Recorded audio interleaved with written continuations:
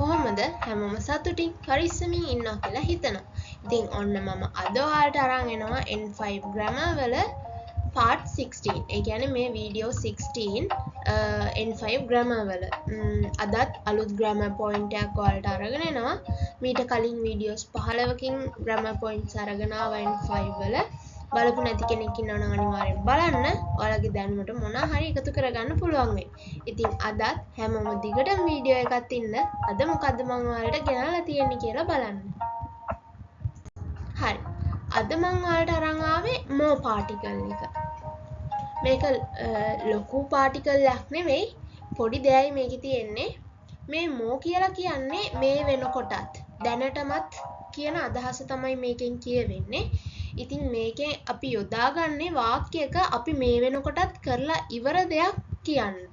එතකොට මේකේ තියෙන විශේෂත්වය තමයි more particle එක යෙදුණා නම් අනිවාර්යයෙන්ම ක්‍රියාපදය අතීත කාලයෙන් වෙන්න ඕනේ. මොකද මේ වෙනකොටත් මම කරලා ඉවරයි කියලානේ කියන්නේ. එතකොට ඉවර දෙයක් අපි කියන්නේ past tense එකේ. ඒක තමයි මෙතන මතක තියාගන්න ඕනේ. more එක තියනවා නම් අනිවාර්යයෙන්ම verb එක must ඒ කියන්නේ past tense වෙන්න ඕනේ කියන එක. මම ඔයාලට point එකක් දීලා තිනවා අපි බලමු. more යනු දැනටමත් යන අදහසයි. දැනටමත් යම් ක්‍රියාවක් කර ඇති බව පැවසීමට මෙය යොදා ගනී. අවසානයේ ක්‍රියාව අතීත කාලයෙන් තැබිය යුතුය. මං හිතනවා ඔයාලට පැහැදිලි ඇති කියලා. ඉතින් අපි බලමු structure එක. structure එක එන්නේ more plus තව මැද්දට එන්න පුළුවන් හින්දා තමයි නනි දැම්මේ plus verb must. ඒ වගේම more එකට කලිනුත් මොනවා හරි එන්න පුළුවන්. අපි බලමු example එක. ඉම තබේ මසෙන් කා දැන් කමුද කියලා අහන්නේ. එතකොට B උත්තර දෙනවා වතාශි ව more තබේ මස්තා මම දැන්ටමත් කාලා ඉන්නේ. මම මේ වෙනකොටත් කාලා කියලා තමයි B කියන්නේ. ඒ එතකොට කියනවා so දෙස්කා එහෙමද කියන. මං හිතනවා example එකත් එක්ක ඔයාලට මේ grammar point එක පැහැදිලි වෙන්න ඇති කියලා. ඉතින් grammar point එකේ අපැහැදිලි තැනක් තියෙනවා නම් අනිවාර්යයෙන්ම ආපහු සැරයක් අහන්න comment එකක් දාලා ඔයාලට ආපහු මං එතකොට පැහැදිලි කරනවා. හරි. ඉතින් මේ තමයි රෙන්ෂු. ඒ කියන්නේ exercises. මේ grammar point එකෙන් මම ඔයාලට exercises ගෙනාවා. මම හිතනවා හැමෝම ටික වෙලාවක් අරගෙන වීඩියෝ එක පෝස්ට් කරලා මේ exercises ටික කරයි කියලා. ඊට පස්සේ අපි යමු උත්තරවලට. හරි. ඉතින් මම හිතනවා හැමෝම exercise එක කරන්න ඇති කියලා.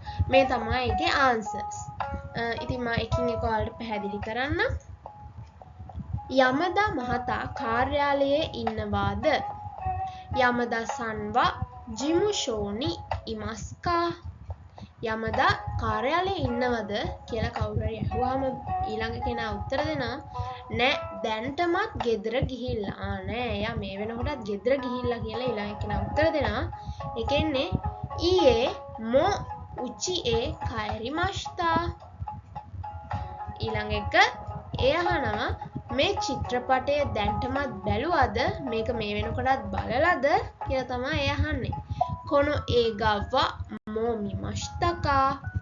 එතකොට B උත්තර දෙනවා ඔව් මේ වෙනකොටත් බැලුවා. ඔව් දැනටමත් බැලුවා. හයි මෝ මිමස්තා. තුන්වෙනි එක අපි දැන් බෙහෙත් බොමු. අපිටත් ඇවිල්ලා ඔය අම්මා කියන්නේ අපි දැන් බෙහෙත් බොමු කියලා ඒ වගේ කියනවා. වතාෂි තචි වා ඉමා කුසුරි ඕ නොමිමෂෝ. B එතකොට උත්තර දෙනවා මම මේ වෙනකොටත් බෙහෙත් බිව්වා. මම දැන්ටමත් බෙහෙත් බිව්වා. වතාෂි වා මෝ කුසුරි ඕ නොමිමෂ්තා. ඒ අහනවා එහෙමද? හොඳයිනේ. සෝ දෙස්කා ඊ දෙස්නේ කියනවා. මං හිතනවා ඉතින් හැමෝගෙම answers හරි ඇති කියලා. හරි. එහෙනම් ඉතින් අදට මෙතනින් මේ වීඩියෝ එක එන්ඩ් කරනවා. අද වීඩියෝ එකේ මොකක් හරි අපැහැදිලි තැනක් තියෙනවා නම් කමෙන්ට් එකක් විදියට දාන්න. අනිවාර්යෙන් මම ඔයාලට ඒ තැන් ආපහු පැහැදිලි කරනවා.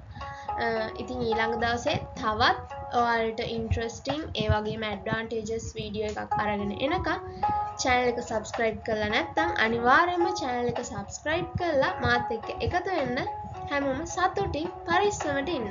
හැමෝටම සයොනාරා.